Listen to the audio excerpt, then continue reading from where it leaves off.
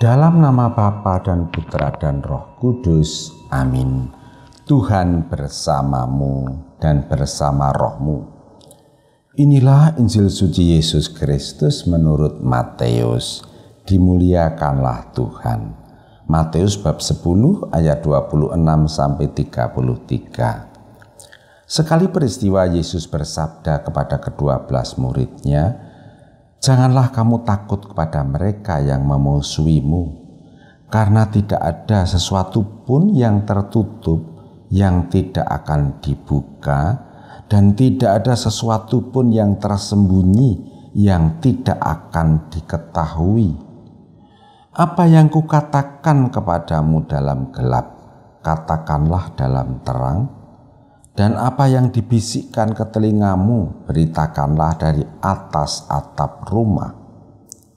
Dan janganlah kamu takut kepada mereka yang hanya dapat membunuh tubuh, tetapi tidak berkuasa membunuh jiwa. Tetapi takutlah Dia yang berkuasa membinasakan baik jiwa maupun tubuh di dalam neraka. Bukankah burung pipit dijual seduit 2 ekor, namun tak seekor pun daripadanya akan jatuh ke bumi di luar kehendak Bapamu? Dan kamu, rambut kepalamu pun semuanya telah terhitung. Sebab itu, janganlah kamu takut, karena kamu lebih berharga daripada banyak burung pipit. Setiap orang yang mengakui aku di depan manusia akan kuakui di depan Bapa-Ku yang di surga. Tetapi barang siapa menyangkal aku di depan manusia, dia akan kusangkal juga di depan Bapa-Ku yang di surga." Demikianlah Injil Tuhan. Terpujilah Kristus. Saudari-saudara yang dikasihi Tuhan dan yang kemateni, selamat pagi, berkah dalam, salam sehat, jangan lupa bahagia. Renungan saya hari ini Minggu 21 Juni 2020 berjudul Berani dan Ramah. Saudari-saudara, hampir setiap orang pernah mengalami rasa takut. Mengapa manusia takut? Karena menganggap dirinya lebih kecil, lebih bodoh, kurang terampil, dan apa saja yang serba kurang daripada yang ditakuti. Saya mengajak untuk merenungkan rasa takut yang wajar, bukan rasa takut traumatis. Para murid Yesus lebih-lebih setelah naik ke surga menderita ketakutan wajar, artinya ketakutan itu masuk akal dan berpotensi membahayakan dirinya. Alasannya, jumlah mereka masih kecil, posisi sosial, ekonomi, politik, dan pendidikan mereka lemah. Lagi, pemimpin mereka tak berdaya ketika dijatuhi hukuman mati di salib. Dalam kondisi ini mental mereka didominasi oleh rasa rendah diri, kurang berharga. Itulah sumber ketakutan mereka. Dampak berikutnya, rasa percaya diri mereka juga kecil. Maka mereka termasuk kelompok yang minder, kelompok yang ingah-ingih. Saudari-saudara, dalam bacaan Injil menjadi jelas bahwa Yesus memahami ketakutan mereka. Tetapi apakah Yesus cukup memahami dan kemudian memerintahkan jangan takut begitu saja? Tidak.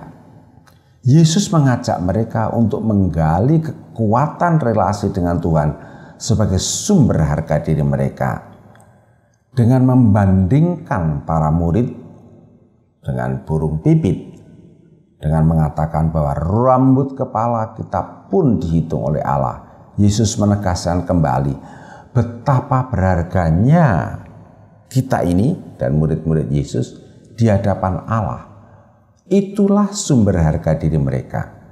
Jadi penyebab rasa takut adalah harga diri rendah, obatnya adalah harga diri dinaikkan. Bagaimana cara menaikkan? pertama-tama menyadari sumber harga diri. Tahap berikutnya mengembangkannya. Mengenai hal ini saya harus berhenti di sini karena ini menjadi ranah keahlian para psikolog dan psikiater yang terhormat. Lebih dari itu, jangan takut kepada sesama manusia yang hanya bisa membunuh tetapi tidak bisa memasukkan orang ke neraka. Orang Jawa mengatakan rasa wedi podo-podo sangang sasi 10 wengi wae kok wedi.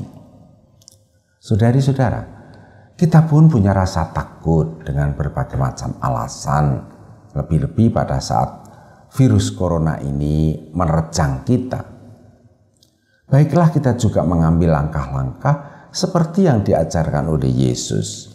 Pertama adalah mengakui dan menyadari sepenuhnya bahwa ketakutan itu ada dalam diri kita, menjadi bagian hidup kita tanpa ada rasa meremehkan diri, karena yakinlah semua orang memiliki rasa takut. Bahkan orang yang menakut-nakuti kita pun punya rasa takut itu. Kedua, mencari sebab ketakutan itu sehingga kita menjadi tahu apa jenis ketakutan yang kita alami. Jenis ketakutan wajar atau jenis ketakutan traumatis. Ketiga, mengakui dan menyadari bahwa dalam diri kita ada sesuatu yang bisa dihargai dengan setulus syukur dan bangga seperti yang dikatakan Yesus dalam Injil tadi. Keempat, mengakui dan menyadari bahwa Allah karena kasih-Nya menganggap bahwa diri kita ini berharga di matanya. Maka tidak usah minta penghargaan manusia, karena penghargaan manusia itu terbatas dan tidak selalu tulus, bisa jadi malah manipulatif. Jangan menjadi pengemis perhatian manusia. Allah sudah memperhatikan kita.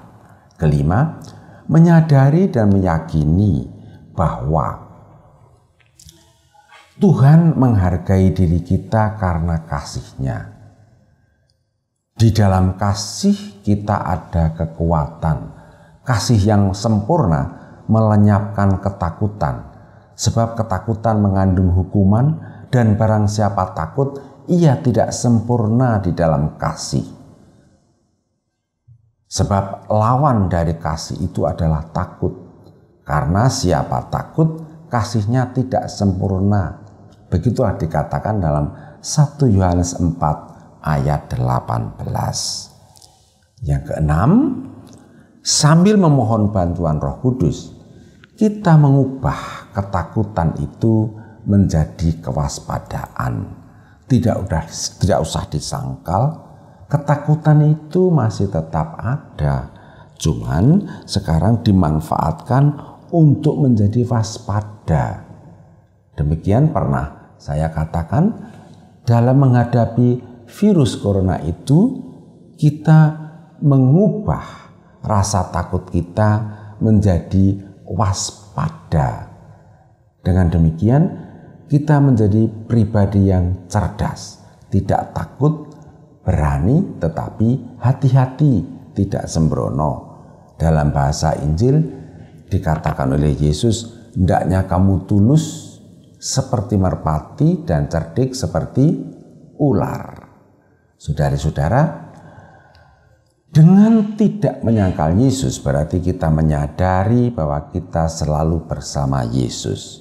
Di sana ada kekuatan untuk bisa mengatasi ketakutan kita, dan juga kita bisa mengembangkan rasa harga diri kita yang diberikan Allah kepada kita. Dampaknya kita akan menjadi pribadi atau komunitas yang berani dan ramah karena di dalamnya ada kasih Tuhan. Amin. Kemuliaan kepada Bapa dan Putra dan Roh Kudus, seperti pada permulaan, sekarang, selalu, dan sepanjang segala abad. Santa Maria Fatima, doakanlah kami. Dan semoga kita selalu mengalami berkat Allah yang Maha Kuasa, Bapa, Putra, dan Roh Kudus. Amin.